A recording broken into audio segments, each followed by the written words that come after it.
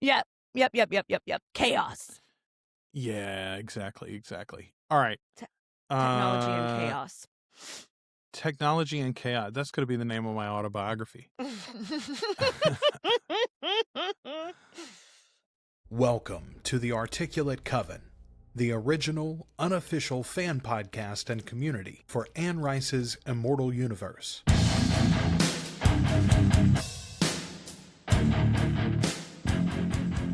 The Articulate Coven is Ashley and Joel, but it's supported by listeners just like you. Find out more at articulatecoven.com/join. Ashley. Yes. Valentine's is for lovers, as they say. Happy Valentine's Day to you. Happy Valentine's Day. Happy Valentine's Day to the Coven. What's strange is I think out of the 8 years that you and I have been recording together or something like that now, I think we've spent like 3 different Valentine's Days recording an episode, actually, if we go back and look. Yeah, it's pretty common. I got a lot of cool presents. I don't know if I have it at hand. I do. Wait a minute. I've got to show it for you all. I love it. I'm so excited. We're working tonight. We're doing a show tonight. You guys are not, like, you do your thing all the time. So yes, you do work often on Valentine's. You were somebody else's Valentine's Day date. Yeah. Because we talked about the Muppet Show last week on our Afterlife segment for patrons, I had to show you this. My daughter Nola created my Kermit romance. It's an emo Kermit. Absolutely incredible. Isn't it awesome? I was very, very proud with that one. And it was, I thought, probably the sweetest and most thoughtful present that I received on Valentine's Day until my lovely wife gave me a new belt. I don't wear a belt. It's a very nice leather belt. It's beautiful. I don't wear belts very often. I'm a t-shirt and jeans guy, t-shirt and sweats guy most often. I work from home, right? I sit behind this desk a lot. However, I do work these conferences on occasion. I travel, and when I am on the road, I am away from my wife often. So she has inscribed the inside of this belt with a little message for me. It's so funny. Yes, that is a picture of spread legs you see on the video there. YouTube's going to mark us off now. It says, "I love your face, especially when it's between my legs. Think about me when you take your pants off. Love, Kelly." I love and it. I sure will. I love it. That's amazing. The lovers, the dreamers, and Joel. Yep. That is absolutely awesome. Hi, and welcome to the Articulate Coven. We are the unofficial fan podcast and community for Anne Rice. We are your hosts. I'm Joel. I'm Ashley. And we are the Artificial Coven. Did I say it that way twice? We've said it that way. I might have the You've said it that way Coven. Before. You may have said that when we were recording that in New Orleans. I did say it at the bar in New Orleans. Now a word from the Vampire Lestat, Ashley. We've got news off the top. So first of all, we're going to give you the shit sandwich. Yay, AMC. You're teasing us. You're throwing some fun stuff. There's a karaoke video out there. I love the karaoke video. I haven't played with it yet, but you know I will. Here's my thing, though. Here's the shit sandwich of it all. You gave us this song 2 years ago. Some of us have literally already driven this song into the ground. The fact that you didn't put it out officially did not keep us from listening to it. I promise you. 100%. This is from TV Insider. The Vampire Lestat reveals new haunting plot details plus a message from the rock star himself. Long Face by the Vampire Lestat is officially available to stream on Spotify, Apple Music, Amazon Music, and more. The single's streaming debut is a piece of in-universe marketing from AMC for Interview with the Vampire's 3rd season premiering this summer. The Long Face streaming debut was teased earlier in the day on February 12 when artist profiles popped up for the fictional band on music streaming platforms. But now there's a special message from the vampire rock star. No, not Sam Reed. Lestat himself has issued a statement. Additionally, which we asked for this, so thank you for listening. Additionally, AMC's announcement teases new plot details about how Lestat will be haunted by muses from his past and the return of the Great Conversion mentioned in previous seasons. Okay, so first of all, if you haven't looked, go look at the credits for this song in all the places wherever you happen to listen to music. Add it to your stuff, put it on rotation. Jolie Clark sent us a video earlier today of her playing it in her tasting room. I love it. I love it. Over the speakers there. The credits for the song say that it was written by de Leoncourt and Hart. I love it. I love it. I don't know what the legalities are on like the union side of things, right? Of who's getting paid and how it all. I want it to continue though. Yes, put Lestat's name on everything. About. Yeah, that's indeed, not for us. Indeed, that's for you to figure out. Mm-hmm. Okay, Interview with the Vampire has been renamed The Vampire Lestat for Season 3. The first Season 3 description came with the June 2024 renewal announcement, said that Lestat was resentful of the perfunctory portrayal in the trashy bestseller Interview with the Vampire by Daniel Malloy, and that he would set his story straight by starting a band and going on tour. The new description for The Vampire Lestat reveals that the great conversion mentioned in Seasons 1 and 2 is a much bigger problem, and that important people from Lestat's past will be haunting the narrative as his muses. In this new rock and roll centric season, the Vampire Lestat goes on an electric multi-city tour while being haunted by muses from his wild and rebellious past. As his band's popularity and star power rise, so does Lestat's influence over vampires and humans alike, leaving others to contend with Lestat's power in the face of the Great Conversion, an unnatural surge in the vampire population. Okay, so we had this idea. We've mentioned Ghost Louis and Ghost Claudia, where we got Ghost Lestat in Season 2, speaking in Louis's mind, but not really being present. We know that is going to be the case already for Louis and Claudia, but it seems like maybe that's the case for a bunch of them. And those will literally be maybe musical influences. Like they're literally, maybe we're going to see some duets even potentially with some of those people, I think. Interesting. It is very, very exciting. It's very exciting. I think it's a great way to structure it, a great way to get those characters in that we already love so much and don't want to do without for the bulk of the season, you know? Yes. Okay, so here is the part that you had mentioned. You'd shared this, I think, in the Facebook group. I did, because it made me laugh so hard.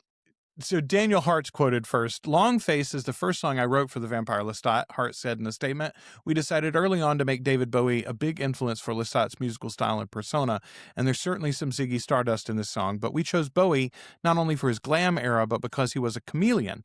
Expect Lestat to change his musical colors throughout the season as well, as he discovers how to remain true to himself and how to express that truth on stage every night. The Vampire Lestat describes things differently.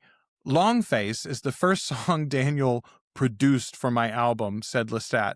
He decided early on to steal where he could from Bowie because he hasn't had an original idea for 5 years now. Wait, where is it? Is that his Green Knight score fading in the rear view? So As funny. for Long Face, it's so like, this is exactly how cutting Lestat would be. As for Long Face, the bass should have walked down with the guitar at the end instead of pedaling on E. Predictable, like everything Daniel Hart touches. So funny. So funny. Okay, and that's the real stuff there. All the rest funny. is credits and who we're going to get. But yeah, the big interesting thing is that they are using Lestat in the marketing materials now. With Just his as voice. we foretold. Yes, I love it. I want it. I want more of it, please. Okay. Yesterday was really fun. Like waiting for things to drop and like we were all having a good time with it. We did have a good time with it, and yes, it's a good start. Do not make me wait weeks and weeks and weeks. Right. Hopefully so this is the beginning. There's the IGN Fan Fest, I think, is in 2 weeks. If you make me wait 2 weeks and you drop a new song, that is good enough. And then I'd probably give you a month. But you got to drip me something from here on out. Long Face does not count, honestly. Right. I appreciate the official nature of it. Right. But 2 years ago, we've been dancing to this song. 2 years. I made a video where I did this. My hair was so short. Anyway, I've done my dancing to Long Face. We're won't ready stop. for a new I'm just tune. saying, Ready give for a me new a tune. new tune as well. Yes. I do like being able Taylor to fold Swift it would never. I do like to be able to fold it into my playlist. So that part does make me quite happy. Yes, it is. It is noteworthy that finally you can go and favorite the Vampire Lestat as an artist in Spotify or Apple Music or something. That's cool. Okay, we're going to be talking primarily tonight about episode 3 of season 1 of Interview with the Vampire. Yes. We are also in our Afterlife segment going to be discussing episode 1 of Castle Rock Fucking from bonkers. Hulu. Ashley and I watched this show way back in the day. Neither one of us have ever finished it. We've been talking a lot about Stephen King lately. I'm excited. Didn't remember jack shit about that. Like it Almost started nothing. and I was Me like, either. what's that? Oh, and then I would start like little blips of it were coming back to me, but there's so much of that I don't remember the details of. It was 2018. 100%. I was in hell with my job. I think I might have been drinking quite a bit while I was watching this show.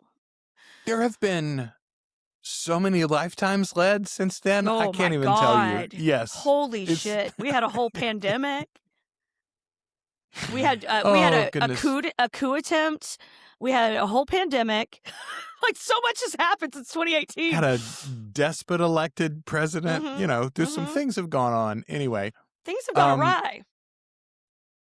I put you on this earth. Your purpose is to enjoy yourself. It is so interesting to me, and I'm fairly certain you and I called it out at the time, but the biggest problem in Lestat and Louis' relationship, pre-Claudia anyway, is not the sex. The sex comes up in this episode and has already come up, but that's not the biggest problem. The biggest problem, honestly, is the fact that Louis is questioning, Louis is reaching, Louis is searching, and Lestat is settled.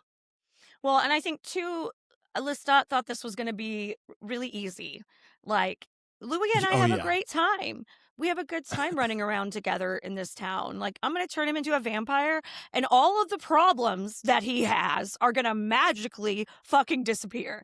Like, it's just going to make him in love with the world and in awe of everything, and we can go adventuring. But it's not like, like I said, the vampiric blood is not therapy. Like it doesn't just magically fix whatever's wrong with you. In fact, for many vampires, it accentuates and tears into and increases the woe and the hardship and the heart sickness. Like it's just wild to me that he thought it was going to be so easy. Well, it calls for me, though, to question, especially after we talked in last episode about the whole, is he actually speaking in Louis' mind and how that comes up later in the show. Here I'm watching for that especially, and I'm thinking, like, is Lestat so dismissive of your questions of our purpose in the universe and our meaning and where we come from, et cetera, et cetera? I know in the book Lestat is that way, but first of all, we know in the further books Lestat's the opposite of that. Like Lestat, even as a child, is like, where do we come from and what does God want from us and how can I learn more about how to serve him? And then when his father won't let him do that, he's like, what is our fellow man like and how can I live amongst society and how can I be at the center of things? Well, literally every one of his adventures happen because of something he's questioning. I mean, 100% of the time, every time. Yes. Yeah, it is. But it isn't. I do think that it's more of a perception thing here too. Like because Louis wants to be talking about this all the fucking time. And Louis isn't like, this is like, let's talk about all this shit. Let's talk about, it's like the kind of the friend that isn't on antidepressants that really needs to be. And all you hear about all the time is whatever terrible thing is happening. And you're like, please just get on your meds. Please get back on your meds. Like, we know that's what works. Have you considered listening to your doctors? Yeah. I love this moment. He snaps the book away or like snaps at the book. Lestat does this naturalistic clouds your mind. And Louis goes, got it off your bookshelf. Right. First of all, I think it goes back to what I was just saying, which is like Lestat is asking these same questions too. I think he's just not being performative about it, or maybe Louis is remembering it differently. But also it reminded me of a certain other bookshelf that Louis wasn't even able to reach a little bit later on that we see. Interesting. And maybe all the bookshelves that were worthless to Lestat when he was a child because no one taught him how to read. I'm just saying, Lestat lets you read all the books when y'all live together. That's all. That's right. Lestat did not keep the books away. He didn't keep knowledge from him. He didn't keep information from him, you know? Okay. It's weird because this is not a great episode for Lestat if you're a Lestat lover. It's not the worst episode in season 1, but it's one of the least. It's one of the least good. However, I think he's probably got his most ethical moment in season 1 is here, where he's trying to push Louis to eat the criminal biscuit instead of the cat. And he's he's like, why would you eat the cat? And genuinely, I felt it harder this time than ever before. People are sad when their cats don't come back. Like, Louis claimed he asked for that guy. He was like, you see that guy? Robbing poor people, doing terrible things to the worst of these, the least of these, or whatever, like, yeah, that's the guy. In fact, eat that guy, actually. Yes. Yeah. Don't eat Fluffy. Some little girl's really fucking sad her kitten didn't come home. Okay, here's something that I don't know I ever called attention to in either of our previous watches of this show. Louis brought in Antoinette. Louis found Antoinette and brought her in. Lestat didn't bring her into this circle. No, it's just by happenstance. Louis brought that white woman. Yeah, it's just by happenstance that Lestat becomes enamored with her. It's not like he dragged her in there by her hair and was like, "Sing pretty songs for me." No, she heard about the azalea in Atlanta. Louis said, "They talking about the azalea in Atlanta." He was so excited. Yes. I don't know. I think I've mentioned this before, but fuck Atlanta, actually. It's New Orleans against the world, but especially Atlanta. Yeah. No. Brett and I were just talking about an NFC meme about Atlanta, and we were laughing our asses off. Like, our hatred for the Atlanta Falcons is purer and deeper than my hatred for most things. Man, I hate the Falcons so much that I don't like the Hawks and I don't like the Braves. That's how much I hate the Falcons. Yeah. It's a real thing. Joel doesn't even watch football anymore, and he still hates I don't even watch Falcons. football. I still hate the Falcons. Yeah. I'll always hate the Falcons. Yeah. Okay. Jelly Roll Morton. We've talked to him about him before. Yes. I love that he's included. I wish that they'd done a little bit more with him. I don't want to blame the actor. He's only got like 2 line deliveries here in the whole time that he's on the show. None of them are great. I think it may just be the way he was used, but I do sort of wish that we had gotten if you're going to make a historical character be part of your show, I think, like, I don't know, give him a couple of scenes at least before you write him off. He's just used as a prop in this historical footnote about whether or not Lestat wrote the Wolverines or whatever. I love it. It's a fun little Easter egg. I don't think they wanted to like make a huge deal out of it, but it's a way of showing how Lestat has influence and how vampires could have influence over our culture in ways that we do not expect or understand. Yeah, I do like that it lays that potential Easter egg. You're right. It also, though, it gives Daniel a chance to call out Louis' rewrite, and he plays a couple of back and forths. He's like, Lestat could barely read, let alone make music, and now he was this eloquent blah blah blah whatever. He's going back and forth. Louis just calms. He says, "The version we speak of now is the more nuanced version." Okay, it does make you wonder, though. And we talked about this in episode 1, where the first time we see Rashid at all is him watching Louis burn his arm in the sun. Okay, what is like the week and a half or 2 weeks before Louis sends the tapes to Daniel? What is that like for Louis and Armand in this penthouse? I keep calling him Rashid, but we've made it clear. If you're watching this, if this is your first time through the show, please go back and listen to our original episodes about it. We're talking about this with the full knowledge. Yeah. You're going to get spoiled. But I mean, what are the conversations that led up to them deciding to do this again? And Yeah. and we in the beginning, and especially after it was revealed that Armand was the one, I sort of had the impression that maybe what they were leading us to is that Armand had set all of this up specifically to call out Lestat in some way. Mm-hmm. I don't think that's the case at all now, which makes me wonder, like, is it just that some of Armand's mind games were wearing off as the years go by? Like, or maybe their what happened in the last is, 2 weeks? Yeah. I mean, maybe their connection's waning a bit and he feels like he has less control and God, who knows? But yeah, really, how the fuck did this ball get rolling? You know, like what a ball Who brought to roll. it up? It was like, how did Louis mention it the first time? Yeah, who brings up the ex-boyfriend? Like who in the conversation? Daniel? He's like, Daniel? From San Francisco. Our what friend? if I called him? What if I called Daniel?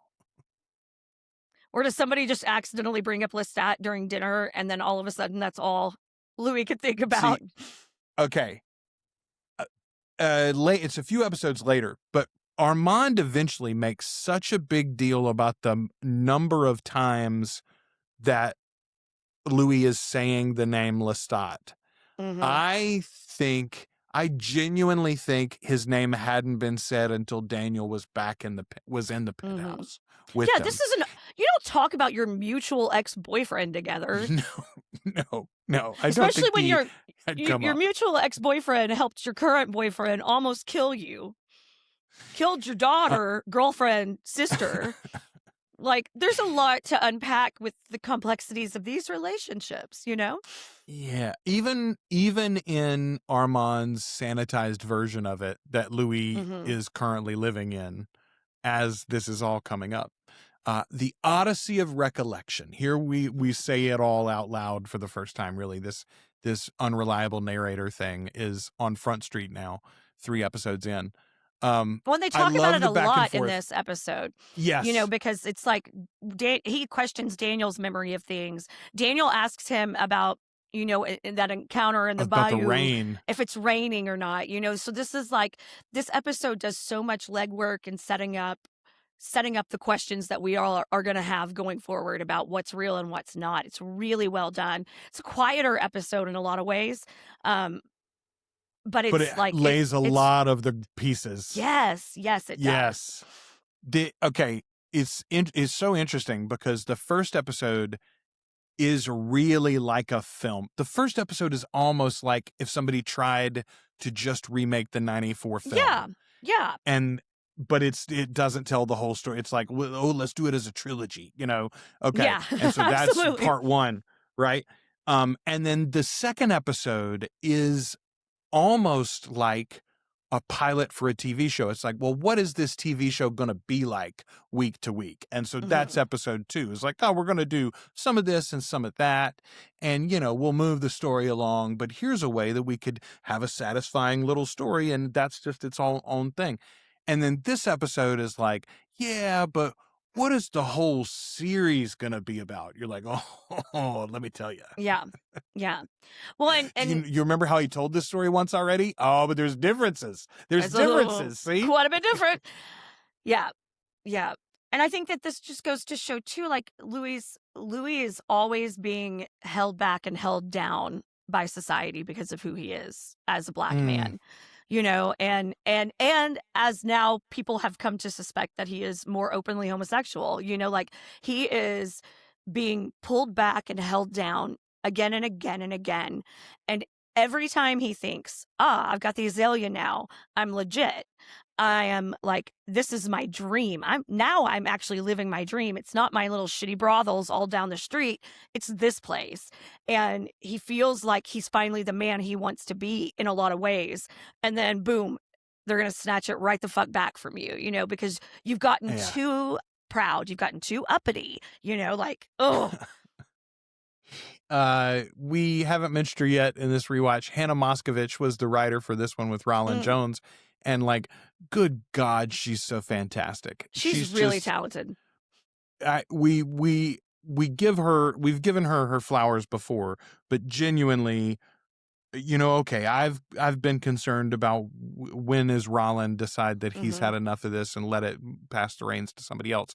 Hannah is an example of somebody who could take over, I think, the big seat, and I feel just as confident that this is going in the right direction. Yeah. So anyway, wanted to throw her name in there. This wasn't, you mentioned the Bayou interlude. We'll skip ahead for a minute. I had honestly forgotten which episode this was until we got it started. I've been watching these during the rewatch with Judah, and so I was like, oh, we're going to do the Glock 3000 out in the Bayou. Okay, well, we'll see how that goes.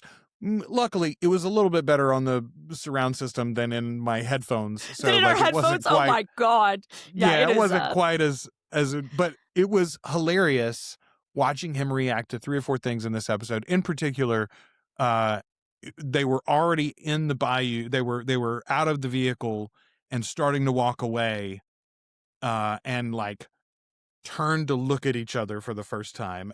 And I watched him out of the corner of my eye. He went, and then he like raises an eyebrow and turns and looks at me. He goes, "Are they?" And I go, "Yes, they are." He goes, "Oh, okay." So he got a big chuckle out of that. Amazing. Also, he thought Lestat's, of course. Oh. It's one of the best line deliveries in the history of anything. It's so hilarious. It's so good. But he even in that moment though, he pointed out, he goes, "Okay, but it's not, well, obviously he's not okay with it." And I said, "Yeah, well, yeah." And he goes, "But it's not just that he's jealous that Louis would have someone else." He's like, "Louis has just said that he's not feeling frisky. And so Lestat is supplementing." Whereas Louis is like, oh, you're going to supplement? Oh, well, I could just supplement too, huh? But Louis not eating his vegetables, so to speak. Right. So we can't, like, Louis, you know what I mean? Yeah. Like, Lestat's going out for a granola bar because he missed a meal. And Louis like, "Can I eat a sundae?" And Lestat's like, "But the broccoli." But the broccoli. Oh my God. But the broccoli. Anyway, I thought I was like very perceptive, and you're right. It's a complex question, honestly, there. Well, and there is a lot of complexity around polyamory, like, and ain't so it the true? It's a really interesting way of looking at things, and an experience that a lot of people don't have personally in their personal lives. Most people are, I don't think it's out of line to say most people are monogamous. I told Judah one time that this has nothing to do with morality or sexual ethics even. It has to do with the complex nature of living with people. I said, I always think that it is dangerous to have a lease be the only thing tying your relationship with someone together. So if you move in with a romantic partner or even just a buddy, and the only thing that solidifies that organization and arrangement and the partnership and everything is the lease, that's very complicated and is going to cause you issues, honestly. It's not necessarily the wrong thing to do. And like everybody needs to decide for themselves at every moment in their life. I'm just saying, when in the future you move in with a partner. More going on than just a lease. Just the lease, not just the lease, friend. Yeah. Not Anyway. just the lease. Yeah. No, that's a really good point. However, that being said, I would never, ever, ever marry someone I had not lived with for a while. Oh, I agree with that too. Yeah, you don't know somebody until you've cleaned up their trash. This. Like, Brett and I done have their laundry, all the same habits. So like fixed the way they do the dishwasher. Yeah, we know. See, we don't care about that. We don't give a fuck about that. But you found that out though. You found that out before you settled. 100%. And if he had a lot of strong feelings about a dishwasher, I probably would know pretty quick that probably isn't someone for me. Okay, there's a really good moment before we really get into the flashback of this episode where Daniel and Louis are talking about that odyssey of recollection. And Daniel throws the tapes away. And Louis says, "Now who's performing?" Because he just played the file off the computer. Like, he's throwing the tapes away, doesn't matter. So he throws the files away on the computer and performatively empties the trash. Okay, great. at which point Louis silently sets the trash can aflame. And I paused and pointed that out to Judah. I was like, nobody says it out loud. But Eric Bogosian, as Daniel, should have said, now who's performing, right? Because we didn't know that Louis could light things on fire until this moment. And now we can see he can do that with his mind. And also, you have literally burned those tapes, so I can't come back and get them later. Like, now who's performing? But the mirroring of this episode, which we talked about last episode too, we see that now once we get into our flashback with Lestat and Louis and Antoinette. Lestat is teasing Louis clearly with Antoinette in front of him. And like we talk about the of course, is pushing her. Louis pushing him too far. But like Lestat doesn't need to do this with Antoinette either. But then Louis is performatively stomping out to go be vegan, right? Like he's like gonna go have some rats. Okay. Yeah, but like listen, man. First of all, at this moment, Louis doesn't know. And at this moment, we don't know that there has been any affair. As a matter of fact, there probably hasn't been at this point. This is probably the first time that that Lestat and Antoinette actually sleep together. But for Louis, when he stomps out, this is just a meal. This is just the same thing that Lestat did with the tenor, basically. Yeah, he comes back fully expecting her to have been eaten. Yeah, I mean, he thinks that she's in the incinerator being burned up already. Yeah. But like, why poke him with I'm going out to eat, I'm not hungry, et cetera, whatever. Like, again, man, if you get a gym membership, great. But like, don't be a dickhead to your spouse. If you decide to go on Atkins, excellent. Don't fucking, I don't know. My grandmother. You don't. I don't say you have to enjoy eating your food the way I do. I don't have to say that you enjoy it. Yes, exactly. Yeah. My grandmother used to say, nobody is louder than a skinny person that used to be fat. She said it about me one time. I lost like 80 pounds right around my divorce. And when I left, I had come home to visit. And when I left, she told my mother, ain't nobody louder than a skinny person who used to be fat. That is hilarious. Oh, Grandma. They always know. Okay. I love the moment where Fenwick is complaining about Louis' rise and the way that he has skirted these laws with some deft legalese.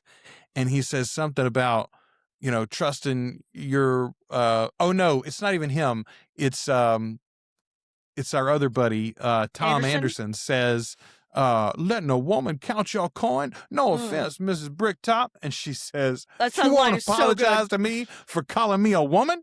I've been called all kinds of shit. I love her. She is fantastic. She's really good. And it is smart. Okay, this is real. This is historical shit. I don't know how much we've talked about this in the past, but the Army really did run Storyville out of New Orleans. They ran the brothels out of New Orleans, at least as a public front. Everything went underground. Everything went behind closed doors. Everything went, you got to know the passcode and you got to talk to the right guy and go down the back alley. It's illegal. It is a legal activity. Sure. On the square, But New Orleans was just doing its thing. And then the Army went down there and were like, hey, would you like all of this money for us to send these troops through you? Well, then. We can't have them getting STDs. I mean, and it was a problem, apparently. 400 soldiers over there with the clout. Yeah. That's a lot of penicillin. Man, okay, slight detour, but I just finished yesterday a book by, is it John Green or Hank Green? I think it's John Green. John Green wrote a book called Everything is Tuberculosis. And it is so fascinating. It's short. It's only like 6 hours long. It's really, really good. He's a novelist generally, but this is a nonfiction book, obviously. His like main activism work is in the world of tuberculosis, and it's just fascinating. The historical connections that it has, and in particular, the reference to a lot of penicillin. Like he talks about how at various times in history, doctors would slow roll the treatment of tuberculosis because they feared drug resistant they were like, oh, we can't let all the poor people live because then we won't be able to fight it with these antibiotics. It's fucked up. Yeah, it's pretty fucked up, man. It's pretty fucked up. Okay. Fenwick says, I prefer the days you used to let us win on occasion, days of deference. He's such a piece of days shit. of deference.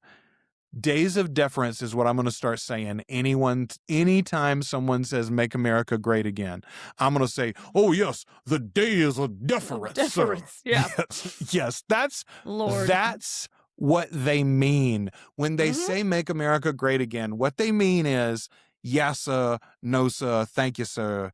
Days of deference. Segregation. Yeah, I live a mile away, maybe a mile away from Central High School, which is the first high school that was desegregated in the U.S. And it's a historic site, and it's a beautiful school where a glorious student body attends that is completely diverse and incredible. And you just can't be that close to history and not have a fucking beef with some of the shit that's going on right now. Boom. All right, good segue here. Let's talk about European sensibilities. Sensibilities, yes. First of all, what a handsome man is Jonah. In the uniform or out, I imagine he'd be good looking, but he does look great in the uniform, it's true. You ever think about those old days when we were kids? I love meeting Jonah. First of all, it's nice to see a soft side of Louis that we have. He's in such a bad mood all the time. Like, he's really genuinely happy to see this guy. And I do think maybe it's because it's part of his past that he hasn't fucked up yet. Which, again, makes you wonder, like, how all of this ended. He says it, when he says it out loud, he says a few early fumbles is how he describes it to Lestat. I get the sense that it was a little bit more than that. And I wonder how long ago, Jonah doesn't sound like it's been that long since he saw Louis. It's been long enough that he notes that Louis hasn't aged at all, since the last time he saw him. So like maybe, okay, but even if it was 10 years, Louis at this point is what, in his late 20s? So like they would have been together. I'm guessing they knew each other when they were 12 or 13, probably those early fumbles. And then you're talking about until you're 19, 20 maybe before you get separated. I don't know. I feel like there's more to that story. For sure. And the way that Louis responds to him hints at all of that without having to flesh it out in any way. Yeah.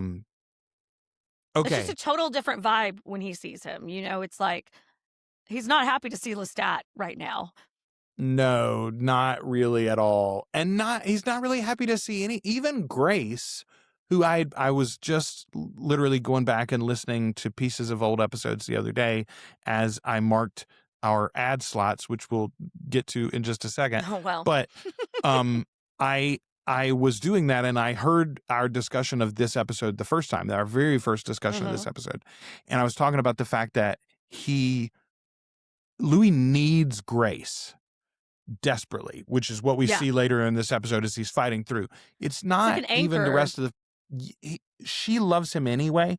And we saw that in the previous episode, right? She is so desperate for connection to him. She accepts him, and she's not mad even about the fact that he hasn't been around. She's just glad that seems to be happy and like seems to have found himself and is open. And he needs acceptance. He needs an open arm.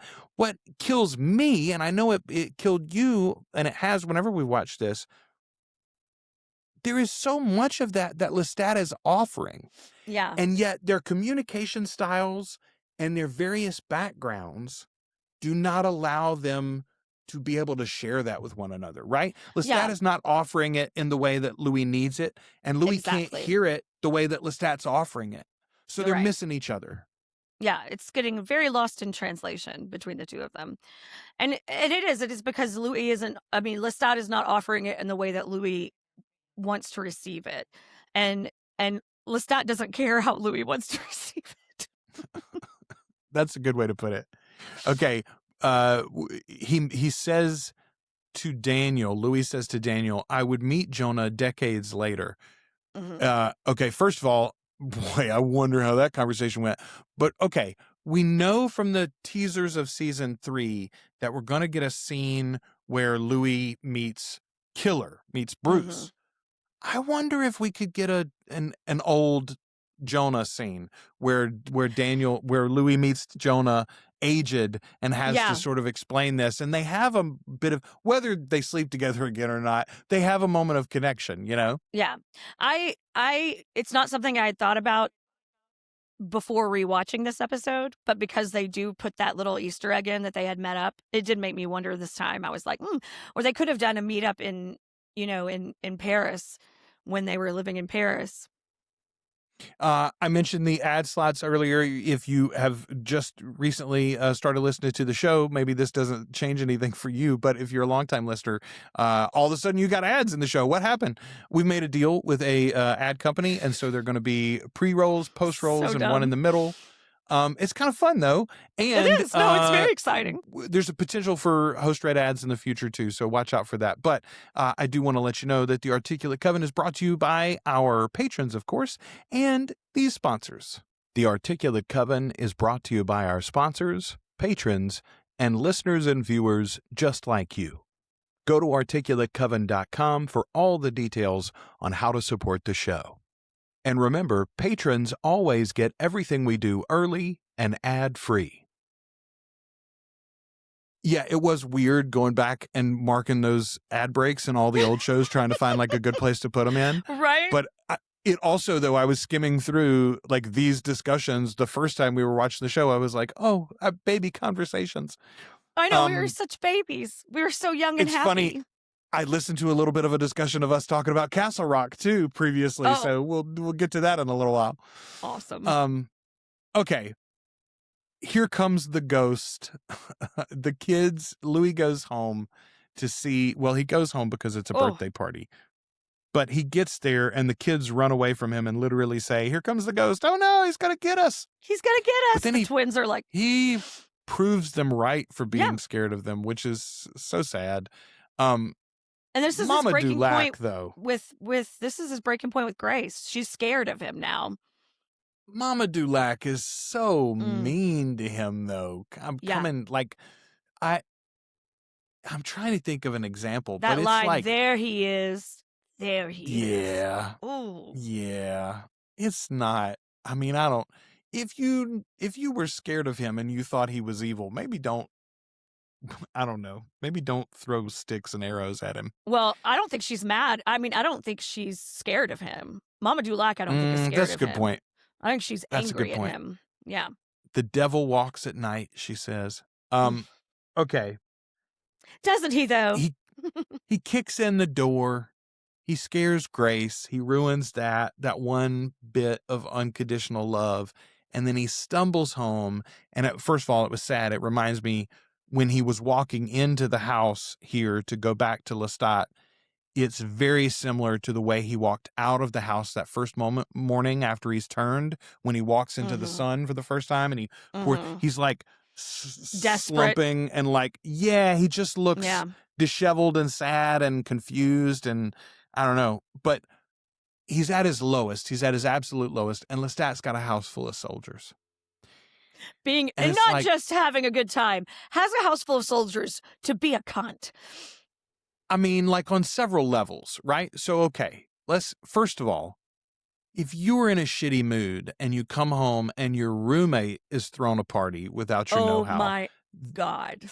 Like that's bad enough on its own. Your partner having done it is worse, way worse. But then the levels of hypocrisy and fuckery. First of all, he's brought home a house full of people for him to eat. He's implied that it's not Jonah that Louis was interested in, but any fucking soldier. Any soldier he would fuck. He wouldn't fuck me, but he'd fuck all these soldiers. So you can fuck them and I'll eat them. So it's like two levels of fuckery there. But then specifically, they all are dressed like Jonah. So like you like, I just don't. Also, Lestat's breaking his own rules in the house. Like he's got all these people upstairs where they should not be. Eat. Yeah, this is not good. Like this is you've compromised safety. This is also a huge group of people. Like, what the fuck do you think you're going to do, Lestat? You're not going to eat all these guys. They're going to be noticed that they're gone. I will say this. This scene is a great example of the heavy lifting that Jacob has to do as the supporting character in season 3. Lestat is not the main focus in any of these episodes. And yet he's got that of course line earlier. And here, a German on their bayonets, kill the Huns is so fucking good. It's so good. And it's so Lestat. And it's like, I get 4 things about that character from one line delivery. I'm not saying that Jacob doesn't have that. Jacob has many of those moments in season 1 and 2. No, he just doesn't get to have as much fun. I'm saying I hope he gets those moments to shine and that he does that level of performance with them. I think, honestly, he's got a better chance of a supporting actor nomination in season 3 or season 4 than he did as a actor nomination in season 1 and 2. Yeah, that's a shame because we're going to see a version of him that's Lestat fucking with himself. You know what I mean? Like that's like, and that's going to be a very interesting, fun version. I want to see which version of Louis is haunting Lestat. So Louis pitches a fit, obviously, rightfully, and Lestat doesn't just comply, but he performs again, sends the entire group out at once. He bleeds from his ear when he does it, by the way, which I hadn't noticed previously, I don't think. But since we just watched Stranger Things and Elle's always bleeding from her nose, I immediately was like, oh, that was a strain for him. Yeah, he could do it. It's a lot of people. He did do it. A lot of people. But he was working to do it, actually. That was not easy for him to do. File that away for next season. Okay, and then a great line delivery, but also it goes to show this is the problem for the two of them. Louis is mad at Lestat because Antoinette is something that Louis can't be. And so he fears that Lestat needs something that Louis can't provide. Lestat is terrified because he doesn't think he's got Louis to begin with. I heard your heart's dancing. Does your heart dance when you and I are together? I don't hear it. And I mean, first of all, he can't hear Louis in the same way, right, as he could hear Louis as an echo through Jonah if he was out there being a creeper. Anyway, that really struck me. Again, it's like they're trying, but the ways that they're fundamentally broken, each of them, are making this relationship effectively impossible. And it's both lovely and very difficult to watch. Yeah. Again, I think these vampires would be well served by turning a very talented therapist into a vampire. Just have them on hand. It's like the doctor and the doctors and ask Dr. Farid for a referral. Exactly. Ask Dr. Farid for a referral. Get a whole team of psychiatrists and therapists to help these fucking centuries-old creatures work out their shit so they could be functional creatures. So they take the Azalea away from him effectively. They don't take it away, but they bar him from playing games of chance and they bar him from his business. Brotheling. Yeah. Yeah. So he's like, what can I do if I can't do this? I can't make any money there. And he's trying to unload these feelings on Lestat. And he says to Lestat as he storms out, they took away the last fucking thing I care about. Okay. Escalation. This is what we're talking about. At every chance, each one of them is like, okay, I won't step back and insulate this for a moment and like try to de-escalate. No, I will poke you in the fucking ribs, actually, motherfucker. Well, it's coming right off the heels of him fucking up so bad with Grace, like he has a lot of loss, and he's thinking about his old life, not his new life. He doesn't think about this life. He's not thinking about his vampiric life as a new life for him to live. It is an extension of the life, and in a way that he's trying to improve the life that he was living before. And those two things do not go hand in hand. And that is intrinsically what his fucking problem is. And also why he's not able to give Lestat the attention and acknowledgement. Like, it's really a lack of acknowledgement to me. It's like he doesn't even consider him, a lack of consideration, because it's like this life isn't even quite real yet. This version of life, I'm trying to fix my old life. When your mother sees the devil in your eyes, that's a hard assessment to abandon. Oof. Okay. Yesterday, as we record this, was the 4th anniversary of the day that my dad passed away. And part of the complication of my feelings with my father is that before he developed dementia, he and I were not seeing eye to eye. My dad was a very conservative person. My dad was a very devout religious person, fundamentalist. And he was disappointed in me because I wasn't taking my kids to church, and I wasn't theology that he could agree with, et cetera, et cetera. And my mother sent all of us a message yesterday to say, I hope you all know your dad was proud of you. He might not have always understood what it was that you did, but he's very proud of you. Mm-hmm. And I think that that's true. And there's a part of me that knows it, but there is a big part of me that is unhealed because I don't feel like that was settled. And that's where Louis finds himself. There's a bunch of things that are unsettled for him, and they're never going to get answers. He can't solve this problem with his mother. He doesn't really solve it with Grace either. We get to that in next episode, but that's not really a resolution for him. It's sort of a resolution for Grace. For her. Yeah. And good for her, actually, because this was some fuckery. Like, he's not treating them well. He is not treating them well. He is hurting them. He's hurting them. He's frightening them. Like, that's not the way to be a family.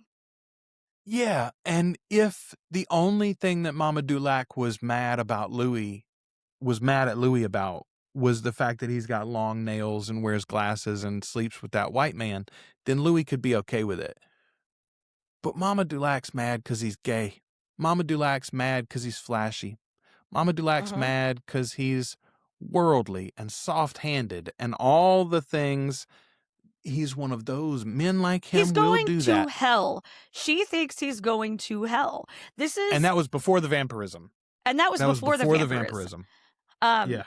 And I think that Paul was the nail in the coffin for her, because she was like, what'd you say to him? Like, what did you do? Yeah. Like, she, in her heart, feels like there's something wrong with Louis. It's fucked up. That ain't love. Fenwick says he's confronted by Louis, and he says, Storyville is a sinking ship, and naturally you're the first to drown. And again, I think it's a little humorous when we think about how many New Orleans rats Louis has eaten by this point. But after Louis does it all, he comes home and he's again unloading on Lestat and trying to talk it through. And boy, I am struck so often. When Louis is talking to Lestat, he does not want answers or solutions. No. He just wants a little commiseration. And understanding. And mostly just shut up and listen. Mostly just shut up and listen, and then maybe throw an arm around me. But I don't want I'm so bad about giving Kelly solutions. She comes and tells me something that's wrong, and I'm like, well, have you thought about doing better? Don't do that. Don't be that person. In fact, the best thing to do is when someone comes to you and is like ready to unload some stuff. I like to ask, do you want advice or do you want comfort? I can do both. Well, I can do either. I can't do both probably, and not well. Well, anyway. And I don't want to do the wrong one. Like, if you're coming in and you're like, no, I just need some commiseration, then fuck, I got you. If you want me to help you work it out, I got you too. So just let me know which one we need to go with. But I mean, Lestat points out to him real quickly, Louis says, I did it for them. You did it for who? Who benefited from you carving that racist up and hanging him on the fence and starting a race riot? Yeah. Listen, you're not responsible for the fact that there's so many hateful white men in New Orleans. That was already there. But, sir, don't claim the beginning of a violent ongoing fire through downtown New Orleans was because you were helping your people. And Lestat just sort of points that out to him. A little bit. Hey, do you think? And Louis got immediately, maybe you saw it coming and didn't stop me. No, wait a minute, motherfucker. Come on, buddy. No, wait on. No. Now, but then escalation. What does Lestat say? We should make this our anniversary. Yeah. Sir, you French bastard. What? So this is like one of Louis' worst days of his life. And he's like, you know what? This will be beautiful to celebrate yearly. Listen, man, you were right when you pointed out that he was doing selfish shit, but you got to let that sit and let him process it. You don't celebrate. Let me buy you a cake. Yeah. And I think part of what makes Louis so angry at him is that Lestat, it's like he doesn't acknowledge the racism of it all. Not at all. He doesn't acknowledge like the systemic shit that Louis is having to deal with. And he'll never understand that. He is a rich white Frenchman. He will never, ever get that. You know what I mean? He's never going to get that oppression. And in the heat of the moment, when Louis is dealing with these things and everything is escalating, they're escalating their battle against him to try to put him out of business. You know, like he is in fight or flight mode big time, you know? And then he just gets so fucking angry that it's just, you know, blinders. And I think his problem is that like Lestat doesn't ever acknowledge that the system is set up to fuck Louis. And I think that's a really hard thing. I think that's something that's tough in interracial relationships in general. If you can't as the majority, you know, as a non-minority partner, understand the strife and the struggles that your minority partner has to deal with. If you don't understand your white privilege, then that can cause some friction for sure. Well, okay, and that's hinted at the very beginning of this episode. They're sitting in the square, and Lestat's reading the paragraph about, did you know when it was founded and what it was based on and what it used to be called and blah, blah, blah. And Louis like, did they say in there how they used to cut off slaves' heads and mount them on the fence posts? And Lestat, even then, he doesn't like, oh, my bad. You know, you're probably right. I should think about how the racial structure of this country has influenced its architecture. He just makes a joke. I haven't read much of it yet. Let me see. No, that's not going to be in the fucking newspaper article. I'm not very far into this article. Oh, yeah, it's a book. That's right. That's right. Okay. Louis, though, he says, that's why you and me ain't never going to work. That's why you're always going to be alone, which is like, okay, just sometimes you could just leave. You don't have to slam the door and also say the shittiest thing you can think of. Yeah. And the thing is that he knows that also that's a lie because Lestat has Antoinette. So first of all, you're Louis just saying really that to be mean. You're just saying that Louis to be mean. Just saying that to be mean. Yeah, 100% saying that. And also, he's literally already admitted to you that like loneliness is his biggest fear. His one concern in immortality is being alone. Like, don't be so, again, don't be performative. It's okay to express, hey, I'm very angry with you and our miscommunication is causing me problems. It's okay to slam a door. You just don't also have to say the most terrible thing. If you're going to say the most terrible thing, then stand there and deal with the fallout of saying the most terrible thing is my point. That's a lesson learned from about 14 years of marriage now. If you're going to say the terrible thing, stand there and deal with it. Don't do that and walk out. Okay. Claudia, I love that we don't really see her at the end of this episode. I'd forgotten about that, honestly. We get a tease that she's coming and he mentions her as the episode ends, but we don't see her until next episode. Very excited to bring her back on the show. It's also it's been so long since I've seen Bailey. You know, we dealt with Delaney Hales for season 2 and she'll be back for season 3 as well. But yeah, Bailey Bass started this role, and it's been a hot minute since I've watched her, so I'm excited to go back. Yeah, me too. I love Claudia. All right. That is coming up next week. We are steamrolling ahead as we continue our official rewatch of Interview with the Vampire seasons 1 and 2 in preparation of the Vampire Lestat coming this summer. Maybe we'll have some sweet treats that they drop in the meantime that we can talk about. I really thought we were going to get a release date this weekend. I thought for sure that was what was the Friday 13th tease. I think they're ramping Long things face up. is okay. Yes, I think they're ramping things we will up. I think we'll probably get a release date at the IGN Fest event in 2 weeks is my guess. They'll probably announce a date at that point. because that also then gives them timelines on all of their promotion, right? When you lock in the release date, okay, well, how many pieces are we going to pay for? And then how do we space them out between here and there? Right. And you'll know that stuff after that release date is firmed. All right. We'll be back next week to talk about episode 104. Until then, we have been your hosts. I'm Joel. I'm Ashley. And we are the Articulate Coven.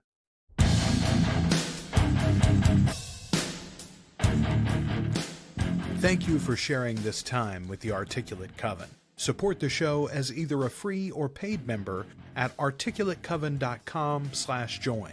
You can also find us on YouTube, Spotify, and wherever you listen to podcasts. Find more from the Coven with our sister show, Flan Again, covering the works of Mike Flanagan.